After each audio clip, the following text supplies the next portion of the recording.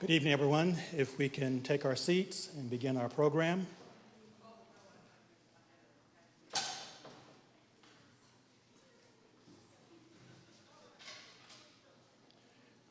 Are you inviting folks outside to come in?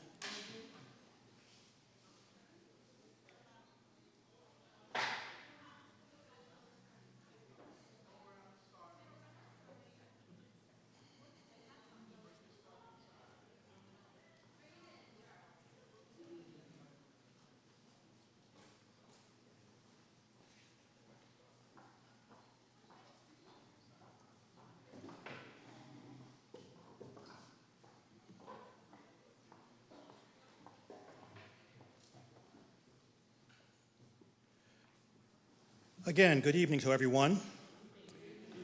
I am Lee Butler, the Distinguished Service Professor of Theology and Psychology, and I welcome you to Chicago Theological Seminary, where we're committed to preparing religious leaders to become leaders for the next.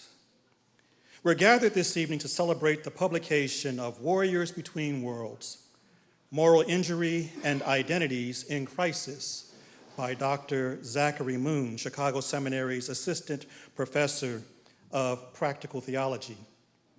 Tonight, we explore the concept of moral injury as the next necessary issue for religious leadership and to reflect together on the importance of institutional chaplaincy for responding compassionately to moral emotions like guilt, shame, disgust, and contempt. Dr. Moon is a stellar Master of Divinity graduate of Chicago Seminary. Hey.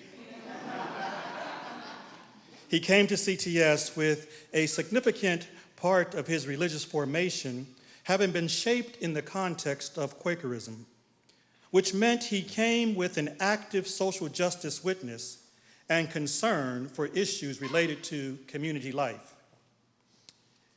He was so committed to social justice that on November 4th, 2008, he had the audacity to skip my class so he could be in Grant Park to hear a history-making acceptance speech. Toward the end of his coursework at Chicago Seminary, he began to focus his ministerial preparation to work with veterans. This specialized passion and commitment led to the two of us developing an independent study where he explored the traumas of war and the re-entry of returning veterans. That was the genesis of his scholarly interest that contributed to his first publication, Coming Home, Ministry That Matters with Veterans and Military Families.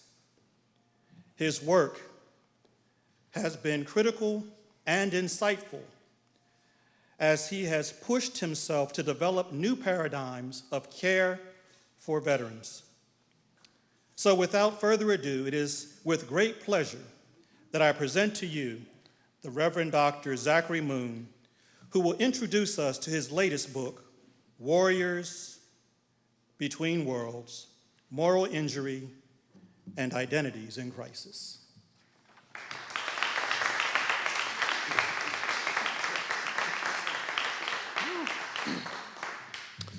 Y'all, just in case you don't know, no one remains unscathed from a Dr. Lee Butler introduction.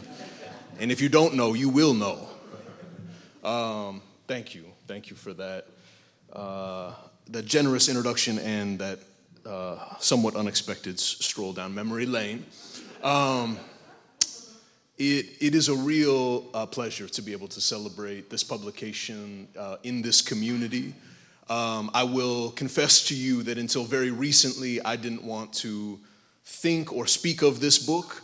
I wanted it to just be somewhere else. You know, you just sit over there in the corner and think about what you did. Writing books can be like that sometimes, and by the time I had gotten to the end, I was quite worn out. particularly as the process of publication kind of unfolds in the ways that it does. But as I took a look at it over the last few days, I can say that I feel better about it now than I did a few weeks ago. And so I'm glad to be able to celebrate with you. I think have now been able to reconnect with the spirit of celebration and appreciation and gratitude. So I'm very glad to be here. There are some very important people to me here tonight. And so y'all know who you are. And I just want to say it means a lot to me that you all came, that you all are here. I know there are any number of things going on in Chicago tonight, and I'm really grateful that you all would stick around here to celebrate this opportunity with me. So this book is really wanting to do a few things. The work on moral injury as a kind of particular niche within the trauma studies field at large, depending on where you want to begin the origin story of where this concept gets going, we're talking about a concept that's still in the, sort of smelly high school days, okay? I mean, only, kind of 15 years old.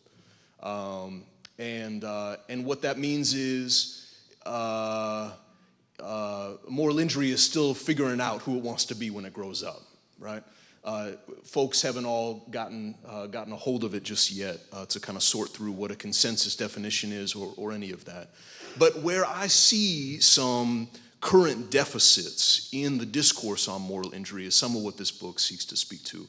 Not to insert a better definition or answer all the questions, but at least to lay some claims that I hope will be useful to this kind of motley, crude community of scholars and faith leaders and veterans and other survivors of trauma who all have something very necessary to bring to the conversation. But those deficits that I saw, among them, maybe the first and foremost one was, we're talking about moral injury, but nobody has quite said what they mean by moral. Okay, so if you come and you say to me, Zachary, I broke my arm, and I don't actually know what an arm is, that might be an important question to ask. I need to know what your arm is if I'm going to understand the site of where this traumatic experience has taken place. So there's a way in which the claim of moral injury hasn't even yet gotten to the place where it knows itself well enough to say, and this is what I mean. Now, y'all here at CTS, you know what a dangerous thing it is to make kind of essential assumptions about, we all know what we mean by moral, right? What we mean by moral is probably what some, sexually repressed white guy who spent too much of his life in some pulpit somewhere said morality was, okay? And so all of a sudden we have just a gaping deficit in how this can reach and resonate with folks in terms of actual experience. So where I really try to enter into the conversation is saying, whether you are interested at all at what I've got to say about what I think we could say is what that moral site of the injury is, let's have that conversation. Let's disagree with each other. Let's work it out to figure out when we say moral injury, what do we imagine that site of injury really is? Now, what I try to propose is to try to develop a concept that provides enough dynamism and enough fluidity that we can kind of bring into our thinking some of the post-colonial and intersectionality thinking that is so formative for the scholarship really across multiple disciplines in our time. Can we think about morality as not something that you go and pick up a six-pack at the corner store and then take it home and you've got it for your whole life? Right? Moral identity is not static like that. It's not material like that. It's this more complicated kind of thing. And so where at least the areas that I want to map in thinking about moral identity and the concept that I use here, I call moral orienting systems. So when we say moral identity, can we understand the ways in which morality is this kind of fluid, adaptable, responsive kind of system of orientation and disorientation and reorient. Something's active in the midst of what this is. And it has everything to do, in my estimation, with being able to function and to survive in certain moral spaces. How my moral orienting system might be working it out when I put on my three-piece and come here to teach class or to, celebrate a book at CTS is going to be a little bit different, when I got my pajamas on at 2 p.m. because my small children do, and they're climbing all over me and trying to, be like that, right? There's ways in which we function differently in different kinds of spaces. So can we think constructively about how space and context and circumstance and situation are all at play here in terms of how this works? But in terms of mapping, for like if you were in, kind of bringing it, closer to home for thinking of disciplines like chaplaincy work or pastoral counseling, if you were with somebody, could you be listening to, and the three that I want to track here in a particular way are values, beliefs, and behaviors.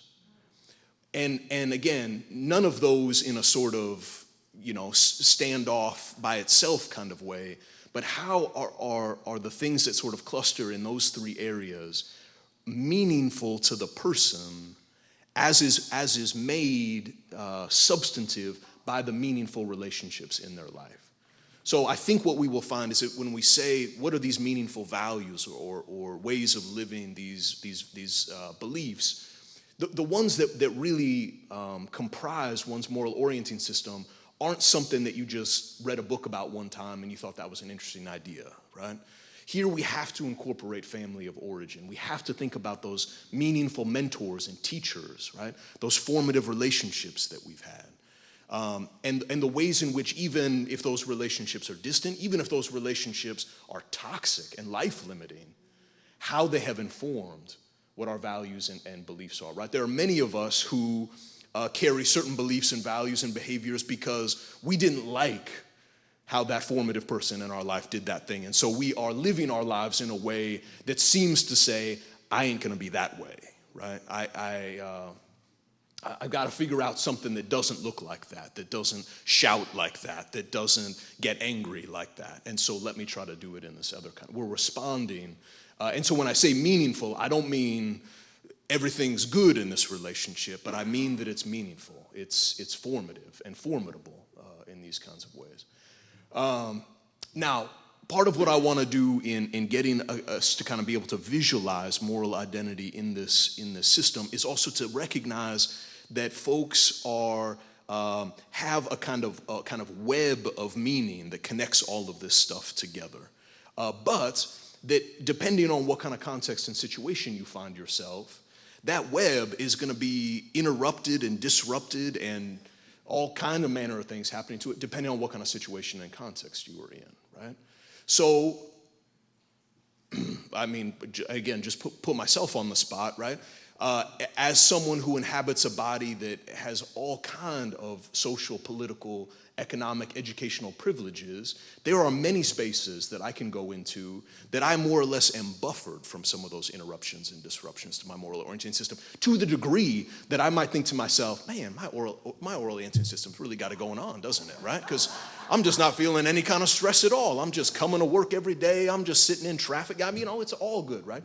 Because in fact, the context, the world that has been constructed and developed over time has actually done so that my oral orienting system feels real good all the time. That's not true for everybody. We have to be able to recognize that if we're really going to even imagine that we could have an effective response to people who experience moral stress and moral injury. We have to be thinking in those kinds of dynamic ways. We got to be recognizing that the realities of what it is to inhabit the city of Chicago is a fundamentally different moral situation if you have black or brown skin than if you have white skin, right? So we can't talk about moral injury in the city of Chicago without talking about racism.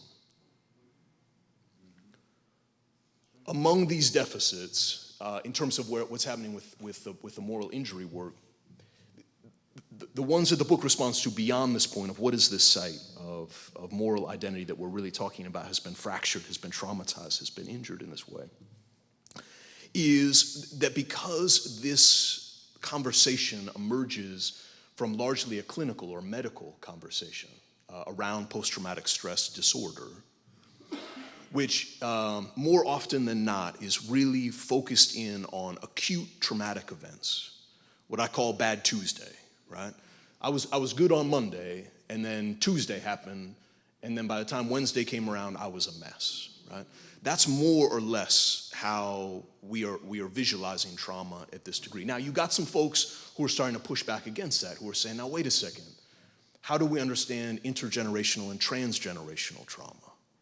How do we recognize, and actually we've got ample science now that says that trauma inscribes your very DNA in a transgenerational way. That's not bad Tuesday, right? We can't fully understand that if we just think trauma happens on bad Tuesday. But much of the moral injury conversation is still adhering to that bad Tuesday model. We're defining it by saying what kind of bad Tuesday could give you moral injury instead of post-traumatic stress disorder. And so part of what I'm advocating for here is we need to take a much more broad and inclusive perspective on not only what the site of one's moral identity is, what I'm calling moral orienting systems, but also an intergenerational and transgenerational perspective on how moral injury works. So if we're talking about military service, and I will talk about military service as a part of this conversation because it has been the primary space where this conversation has happened, right? I think we all are in common agreement that war is a horrific and traumatizing thing. So let's go over there and study war trauma to better understand trauma, right? That's our MO here, right? We recognize that's trauma space. We'll study trauma over there. But I don't want to just stay over there because that's not the only place that trauma is happening. It's also not the only place that moral stress and moral injury are happening.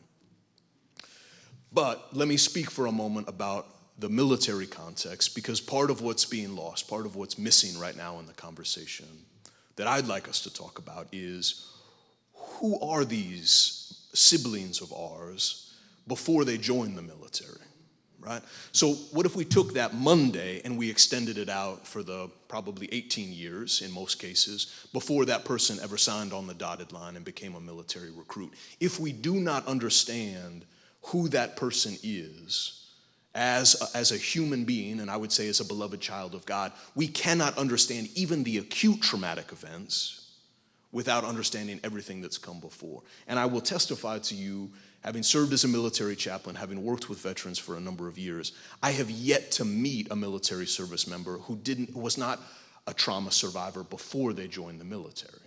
So for us to imagine war is a traumatizing thing, let's talk about war trauma, is just immediately to lose sight of how many trauma survivors, in fact, are wearing our nation's uniforms tonight. The other thing that isn't yet, I think, sort of fully in the conversation that I do some work on in this book is to really grapple with what is happening with military training, right? Because even those of us who haven't been through it, right, we've seen enough of the movies, right? There's a lot of shouting, there's a lot of push-ups, there's sort of iconic things that sort of stick in our mind in terms of what happens in military training. Well, a phenomenal thing happened to me as a graduate of this esteemed institution. I trundled myself off to military training after getting an MDiv here. And let me tell you, it was quite something. And it was really something to have studied with liturgically, religiously, ritually astute people for 3 years before I went to military training. Because I'm knocking out those push-ups just like everybody else, but I'm thinking to myself, man, there's a lot of ritual going on right now. I'm having this person shout over my shoulder, and maybe not necessarily saying all the things you want your pastor to say on Sunday, but I'm thinking to myself, there's a certain kind of liturgy that's being conveyed here, and so I'm starting to think about, wow, what is it that's going on here? Why am I standing in this awkward position for a prolonged amount of time, holding a tiny manual that fits in my pocket that has all of these values and commitments and mission statements, all these things that I need to know backwards and forwards, that I need to be able to shout out while I'm doing those push-ups. What's going on with that? Well, if I come back to that moral orienting system, something is being suggested here. And when I say suggested, I mean in the most fierce kind of term, suggested.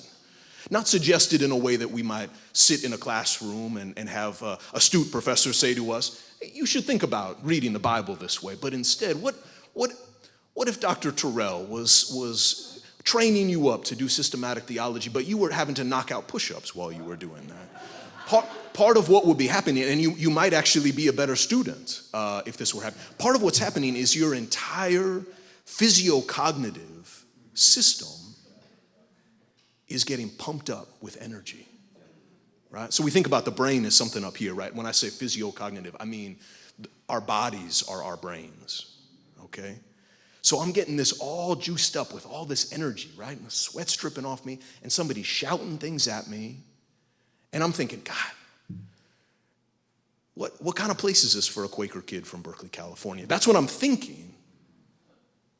But what's happening in my body is I'm learning this in some kind of deep, deep way.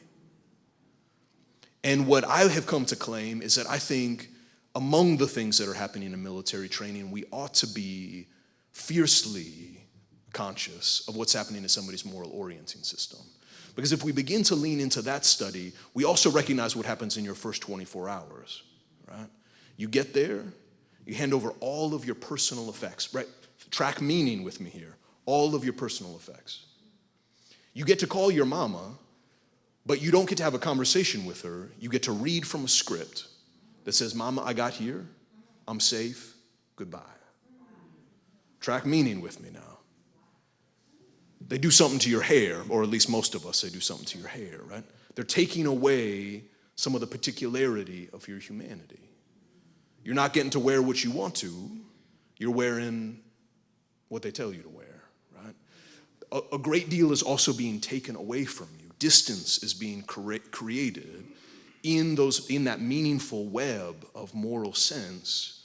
You're being separated from that. Now, at least in this generation of military service, they're also telling you many times a day, most American citizens weren't willing to sign up for their country, but you were. Right? They are consistently and persistently crafting a very, very deeply embedded us narrative, okay? Which, and this could be for another night in its entirety, but without a fierce sense of us, lethality is not possible. Y'all hear me? Y'all know somebody in Chicago PD? If you do not have a sense of us at that kind of level, lethality is not possible, right? So folks want to say, oh, what about the creating enemies? What about the otherizing here? That's only half of the equation, right? There is dehumanization that happens with that perceived other that has to do with lethality. If you do not believe that there is something uniquely precious and ordained about this us, lethality is not possible. So when you wonder why the military has a hard time or a police department has a hard time holding itself accountable, remember that us identity. It's protective, it's defensive, and it's everything when it comes to this identity here. There's a third piece. So we've talked about what I call in the book first life. Then when I talk about moral training, the moral training of military training and what's happening with recruit training. And then I want to focus in on a third piece. And the third piece is, what is it like to come home?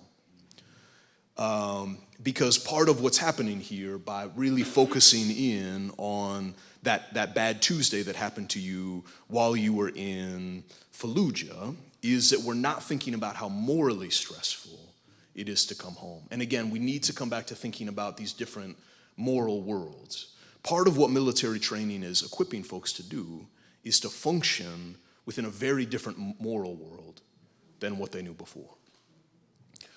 But y'all, they're not trying to do anything for you on the back end. they're just slapping a plane ticket in your hand and say, go kiss your mama, right? So again, draw up some of those images of military training. Think about the intensity of what that is and the intensity of the learning, the social learning of what that is on somebody's body. And then imagine probably all of that only gets more kind of deeply meaningful as you're actually doing the thing, right? After training, right? It's not becoming less meaningful to you in all accounts. And then imagine how devastating that quick transition between that military world and that civilian world might be. How it might be difficult to talk to your loved ones, not feeling like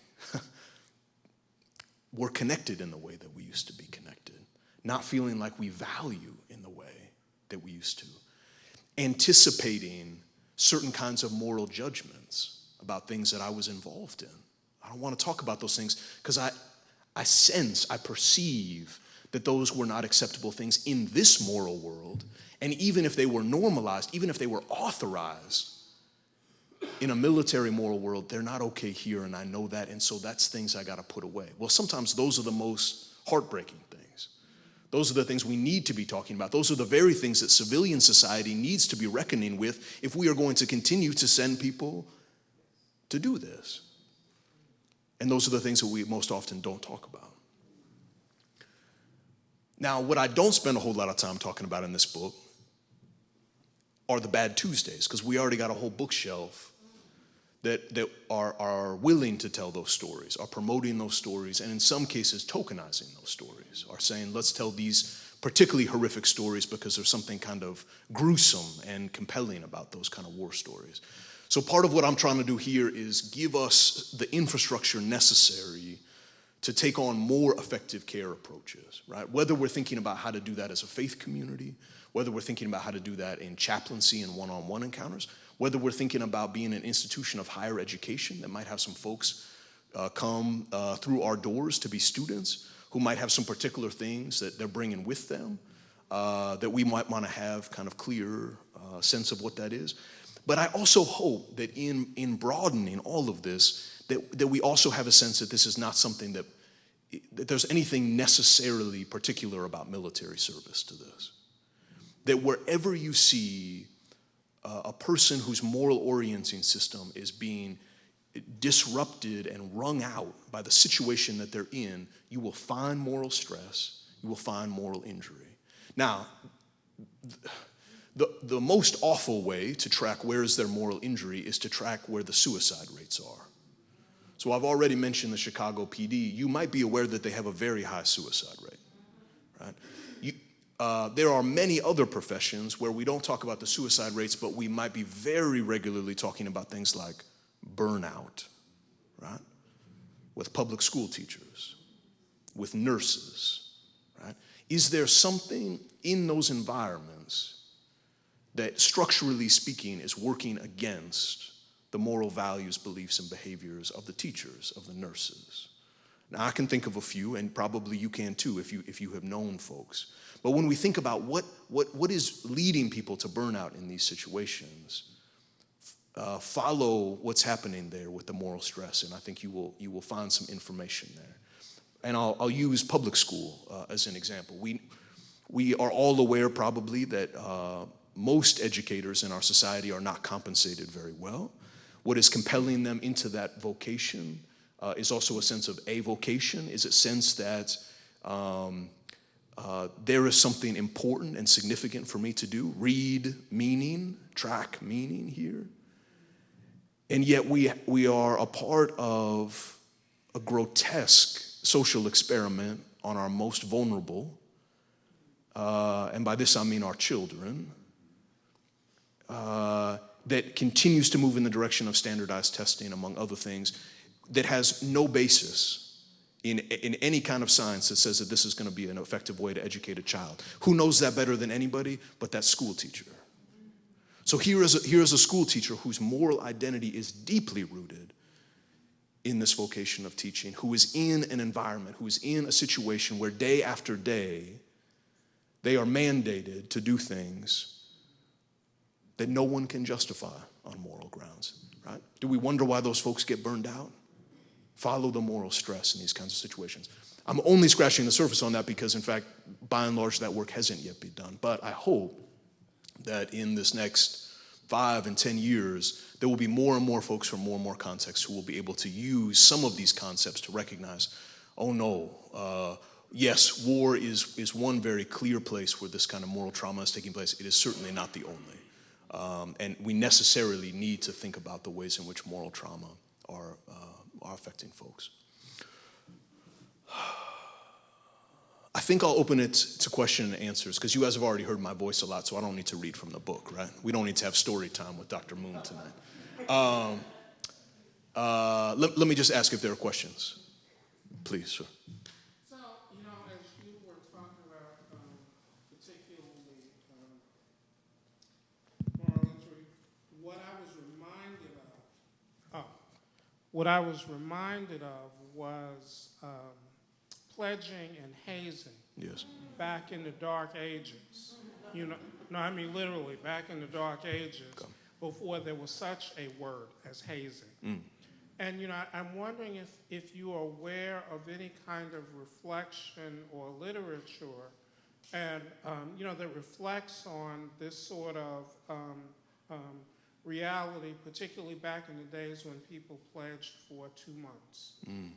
They wore a uniform for 2 months. They regularly went through periodic senses of hazing, because the entire sense was, as we used to say, to break you down, right, so we could build you back up. Right. Do you know of any literature that might be connected with that whole sort of culture?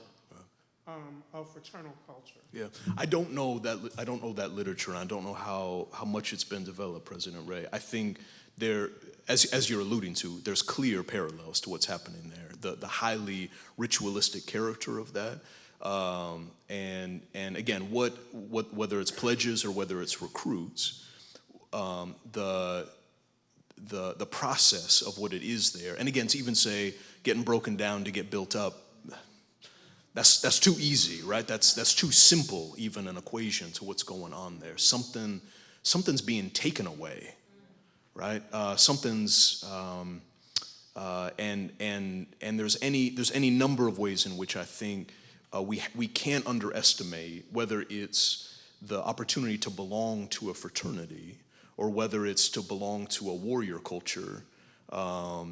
For any of you who have a television, you have seen military recruitment commercials. I mean, some of them just go all in. I remember this one from my childhood. There was this knight who had this big old sword, was just waving it. There was a dragon. There was a whole thing, and at the end, he turned into a Marine. Right? I mean, it was like, it wasn't even trying to, sort of bat an eye on what are we trying to, right? So there's a way in which our human need to belong, to have a sense of that usness, that togetherness, that tribeness is I think deep in us in a way that we find, that we create, that we perpetuate, sometimes very unhealthy, very life-limiting ways to express that. And I think it's vitally important that we track not only the violence but also the power that gets scripted in those kinds of spaces.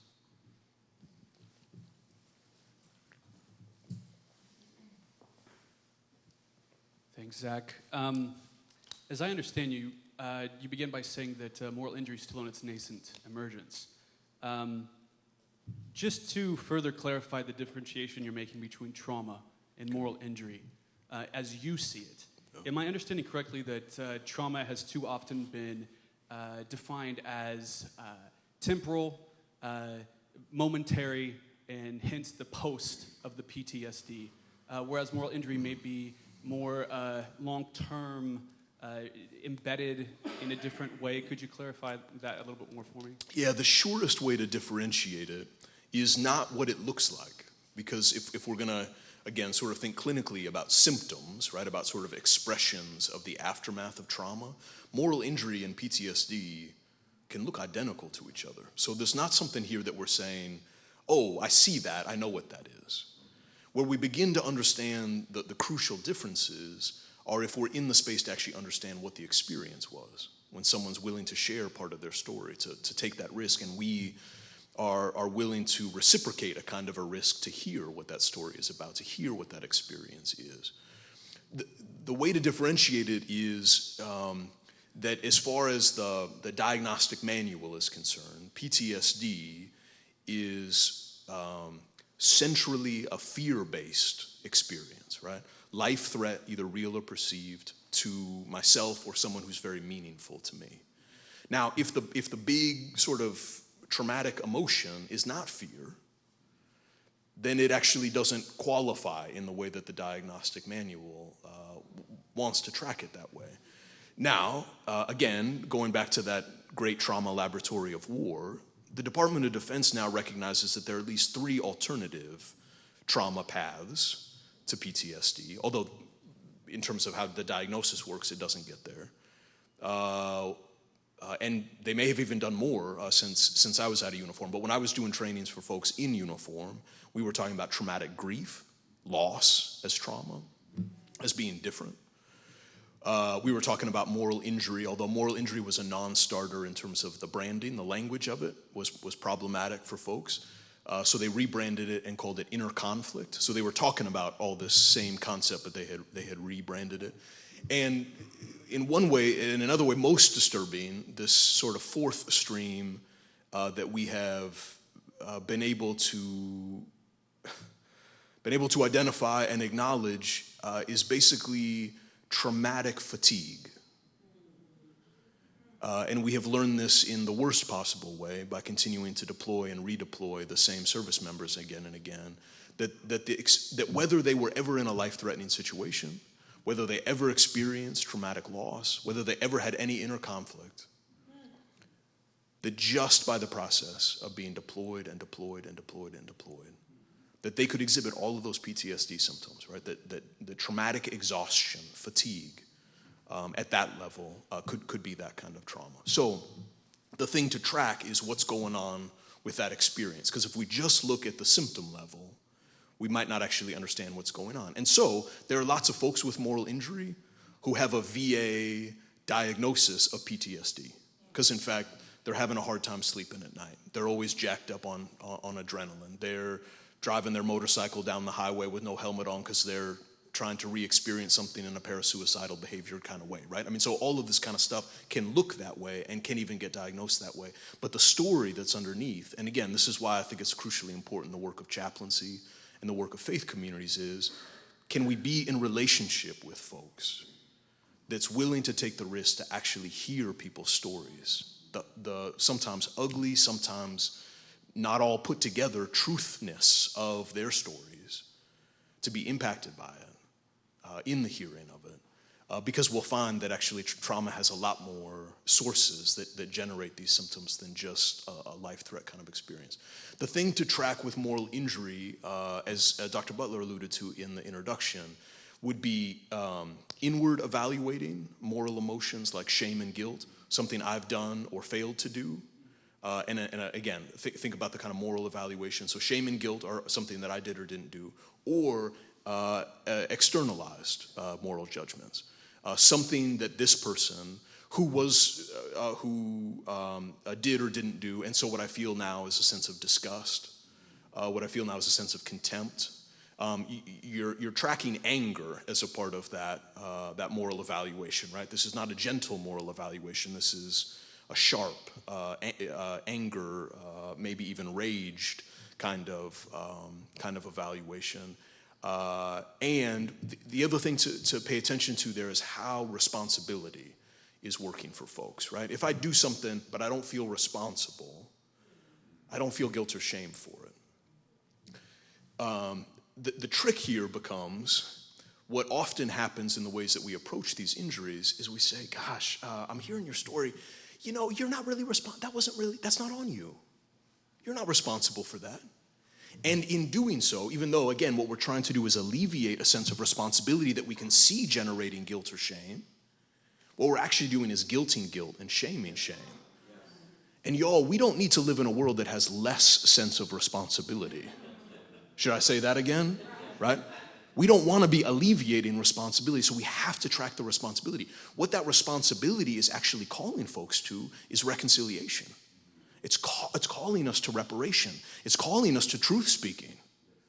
So if what we say is, you're having a hard time, let me take that away by taking away the responsibility, in my estimation, actually betrays the very evolutionary function of moral emotions, which is inherently pro-social.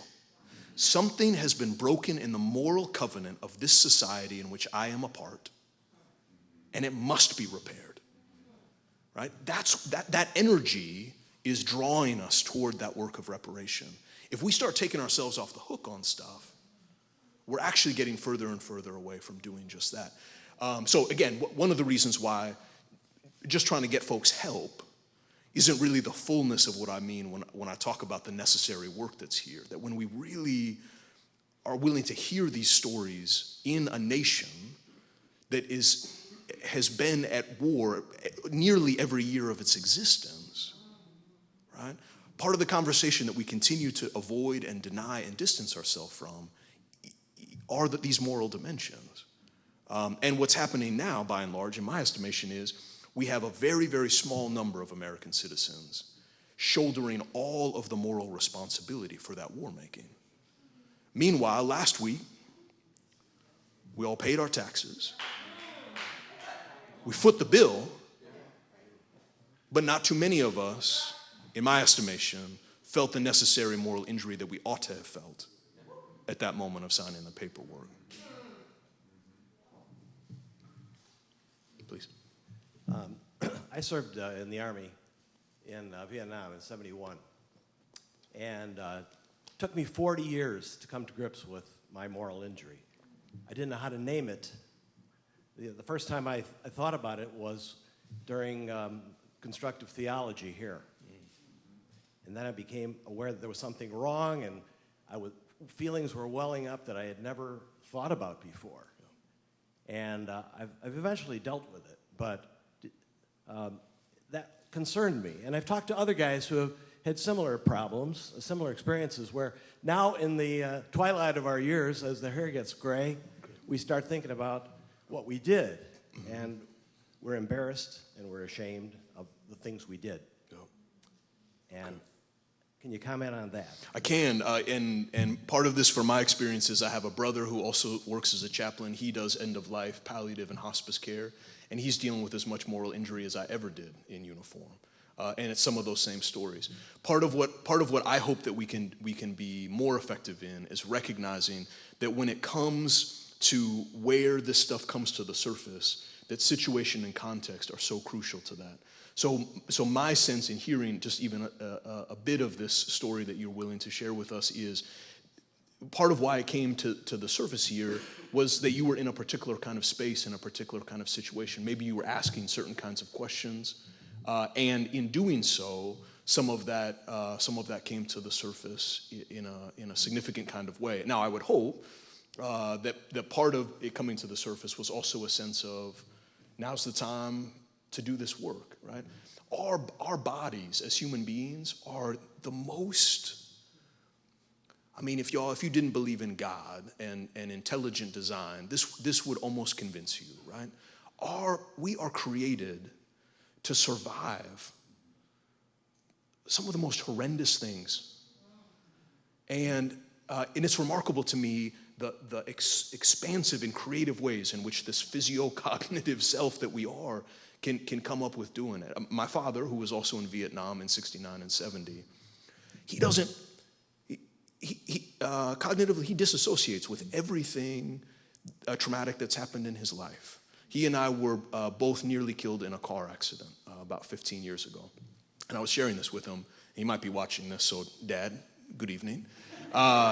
It was so noticeable to me that in the days after that car accident, he kept asking me what happened. Because the way in which his body has figured out how to deal with trauma is you just got to delete those files. There's pain there.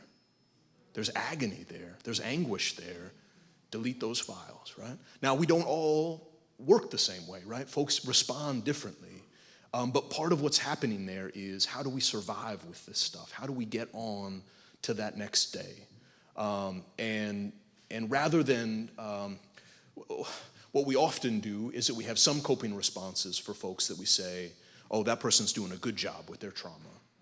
And we take a look at everybody else and we say, they're self-medicating, they're a problem drinker, they're parasuicidal, they're domestically violent, they're doing this, they have anger issues. That's probably the biggest one, right? That person has anger issues, right? All of those are the ways that we all know, those are the ways you're not supposed to be, right? But at least, I'm trying to think probably the numbers. I was working at the VA down in Atlanta, Georgia, the year after I got out of CTS, doing a CPE residency down there. And I was running these weekly groups for Vietnam vets with PTSD diagnoses. Some of them had been having trauma symptoms since they got back. But a bunch of them, their symptoms had just shown up. And you know the thing that held them together? They had just retired from their jobs.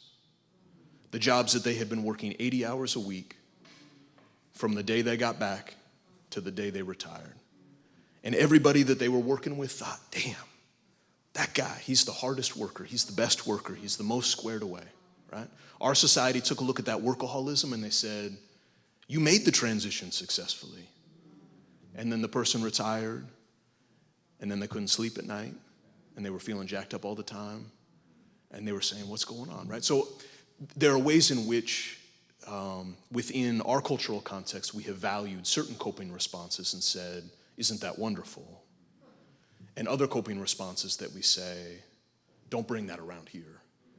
And I think instead what we need to do is open our eyes and say, what's happening here, right? We're not doing a great job of it, right? We don't need to say, your anger issues make me feel all warm and fuzzy inside.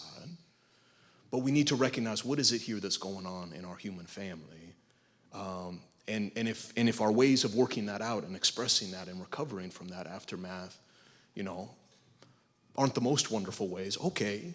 But let's start from a place of recognizing what it is that's going on here before we get to the place of saying, don't bring that around here, or let's get that guy another promotion. Because both of those folks are suffering. They're just suffering differently. Dr. Moon, I'm curious about, you talked about responsibility and attending to moral injury, then calling us to reconciliation.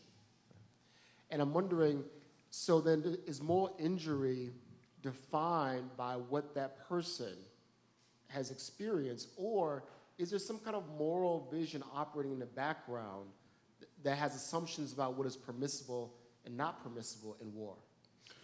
Yeah, so I think that's what I think this book begins to invite us to that conversation, Dr. Ringer. I think this is how we need to think not just about persons in an individual sort of sense, right, which so much of the clinical medical model just says, Dr. Ringer, what's going wrong right now? Let's get that fixed up. Let's get you some medicine for that, right?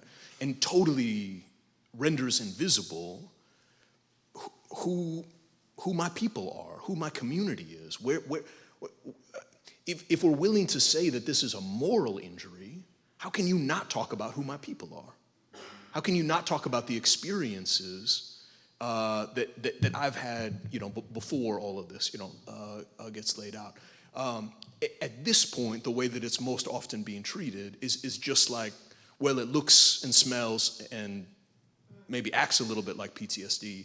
So what we're going to do is try to address the symptoms, right? We got pills, you can't sleep at night.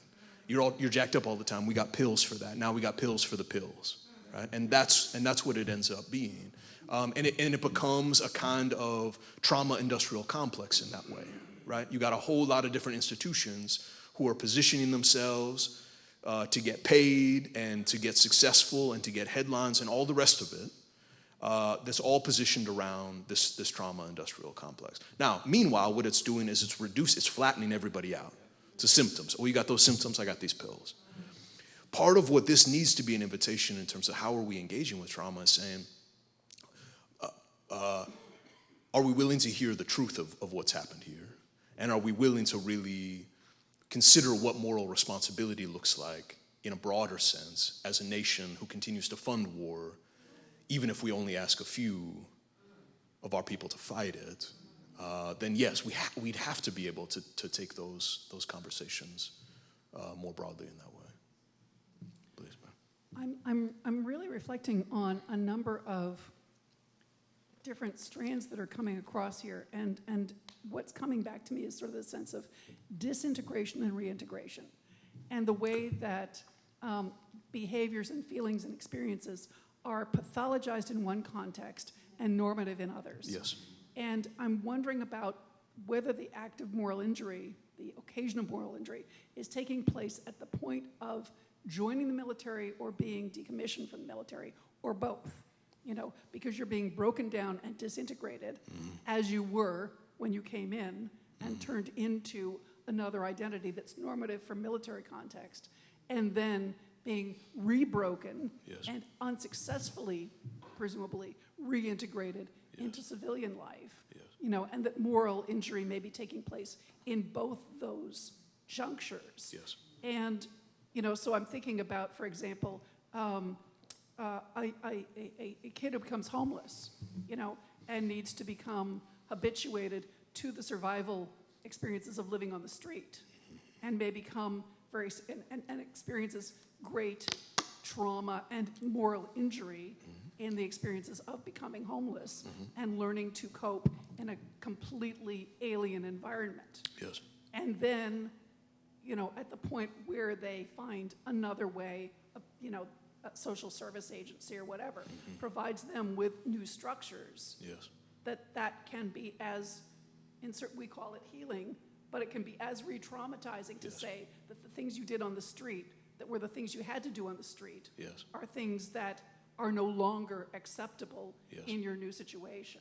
And so I'm trying to think about the points of injury, and I'm still having a little trouble with this sort of, that trauma can be facing outward or facing inward, but that just the distinction between the moral injury piece, where you're having a disintegration of the structures that kept you going, the behaviors and structures that were operative for you in one life, that become dysfunctional and wrong, morally wrong in your next life. And then, especially when there's a second juncture where you're supposed to reintegrate into a completely different new self. You got it. That's it. That's it. And again, part of this is to be able to really be much more attentive to what's happening in those transition moments, where certain structures are being taken away or lost or defeated. Other structures are being put into place. We are highly adaptable if we are to survive. So new values, beliefs, and behaviors will be adopted as a part of that. And it's not just as simple as saying, well, isn't it good for you, kid? Now you have a bed, right? Isn't that all that homelessness is? You just need a bed, right? So we'll just get that person a bed without recognizing, as you have said, the loss and the relearning that has taken place so that survival was possible, to even make it to that day, to be offered a bed. But a bed is like this, this like one material part. Sure, right. No, right. There's any number of things. There's any number of things that one would necessarily come to understand and participate in differently in these different spaces, right? Military training recognizes that, right? They say we can't take a civilian 18-year-old out of the shopping mall and drop them into Fallujah and have them be able to do their job. So we're going to have to do this so that they can do that. The problem is we don't have the social will to say we're not going to pick up somebody from Fallujah and drop them back in the shopping mall and think that everything's going to be okay, right? Our investment is getting them to do it, not actually investing in them getting home. So to me, the question, the parallel that you're drawing so magnificently is, does our care extend beyond getting that young person a bed to actually thinking about the total work of what that transition that transition is about? I knew a number of folks in the Marine Corps who had been around guns their whole life, right? Either guns in the home or guns in gang life on the street. and it was chaotic. It was guns plus chaos. So they took a look at the military and they said, well, this has got guns, but I already know about guns, but there's order here. So that looks safer to me than what I knew here. So something is drawing them in that way, but then we must not underestimate what it is to spit that person out of the Marine Corps back into those same streets with no certifiable skills to be able to get a job. And the only option we're giving them is to go down to the VA and see if they can get a PTSD diagnosis so that they can qualify for a percentage disability, right? That's where that industrial complex comes into play, right? What are we giving folks by way of options? If we don't understand where folks have come from, I don't actually, the notion that folks are gonna re-enter or reintegrate into what? Into an abusive home? Into a neighborhood that doesn't have any options? Into an economy that doesn't value my humanity? I mean, right? We can't just sort of think in simple ways about what it is for folks to get reintegrated when they get back. We've really got to wrestle with that. And I love the parallel that you're drawing with homelessness, because I think it draws up a number of things there that are both very comparable, but also very indicative of the work that we need to do, and maybe some of the limitations in the way in which certain kinds of charitable work is happening now that isn't necessarily taking into account the fullness of what that human situation is. So I'm going to spin off that just a little bit, because this idea of reintegration is fascinating to me. And I'm thinking particularly about the moral gaze that exists in our respective faith communities and how that interplays with this. And by moral gaze, I mean, I would say it's probably safe to bet that the majority of us in this room come from places that disparage war, from churches that talk about peace, that have a very sort of that kind of area. We know that there are also many churches where patriotism is highly celebrated and where they send their members off to war and encourage. In your book, there are several people who come out of communities that have actually almost jettisoned them into this sort of idea of doing this heroic deed. When these folks come back, the same as when someone is retrieved from the street, let's say, or comes out of prison or any of these other sort of environments, they walk back into a community whose gaze has somehow or another affected their decision to get there.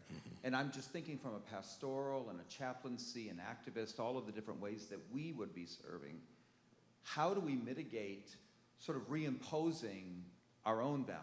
And one of the challenges with the research about this is, if you're going to do research into trauma and you're coming from an anti-war stance, you're going to attribute certain, that's also discussed in the book. So how do we sort of mitigate that prejudice that really will come into play with us trying to be reintegrators and serving these folks who are coming back? That has to be our deepest concern. Yes, and I think at least part of where I see faith communities and individuals being well-intentioned without being effective is that we haven't done our own work, right? The parallel that I sometimes draw around this is thinking about getting ready to go on a date with somebody and going to the library and reading a bunch of books about who you think they are. And then they show up for the date and you say, oh, let me impress you by all the books that I read about who I think you are, right? That date's not going to go well. If we instead think about how can I get myself ready to be in relationship, right? Whether it's to go on a date or any other kind of relationship is comparable, right? I got to be willing to do the work on my own stuff. I got to know who I am. I got to know what I'm bringing to this conversation. So much of the charitable work that's being done is so one-directional, right? The perception is our veterans are broken and we're not. We should do something for them, right? Right? And that's where you get all that moral responsibility pushed off on them too, right? Because we're saying we're fine, right? And so part of what could happen today is we could quit saying that to ourselves, and we could start talking about how cracked up we are, and start doing that work, which would make our communities much more responsive to folks of all kinds who know full well that they're cracked up. That could be part of it. The other thing is, if we actually showed up to be in relationship with somebody who knows that they've got some cracks in their life and was actually willing to hear that story, the transformation could come from there too, right? I mean, we could go ahead and do this work, or we could let somebody say, you know what, you need to do some work, right? Either way, we got to do some work, right? Either we can get ourselves out of bed and do it ourselves, or we can have somebody really challenge us to do that. But it's all going to come back to relationship, right? And it's very clear to me, there's a reason why faith communities aren't showing up for people in the military, right? It's also the same reason why they're not showing up for a lot of other people in our society, right? It's because they say, you can come here, but you got to act like me. You got to worship like me. You got to read Bible like me. You got to want to sing the same songs I want to sing. You want to be quiet like me. If you're like us Quakers, you say, no, if you can't sit here for an hour and be quiet, don't come around, right? There's something, right? And the implication is, of course, we're happy that you're here, but you got to do as we do, right? Now, that's not a relationship, right? Think if you said that person to the person you were on a date with, right? Oh, no, you can't order that. You order, right? We would take a look at that and say, ooh, what's wrong with that person? You can't order for me. But our faith communities act like that all the time, and you know this. Act like that all the time. They say, we'll order off the menu for you. We'll tell you what it is. That's not relationship. So whether it's this kind of work or some other kind of work, if we're really going to get ourselves ready, it's got to be, we got to be willing to work on some of that stuff, and we got to be willing to speak some truth to ourselves. And, you know, God may bless us with some relationships that might help us to sort of see all that for what it is. Thank you so much, Dr. Moon, for engaging us. Congratulations on your latest publication. Thank you, sir. And it's my understanding that not only is this publication available this evening, that your first book is also available. Can you It is. So this book, for those inquisitive folks, may have already found out. This is published by an academic press who doesn't think that folks like you are the audience for this book. They think some university libraries are the audience for this book. Now, we don't have to prove them wrong tonight, because none of y'all robbed a bank on the way over here. So what we need to do is we need to ask some libraries to buy this book.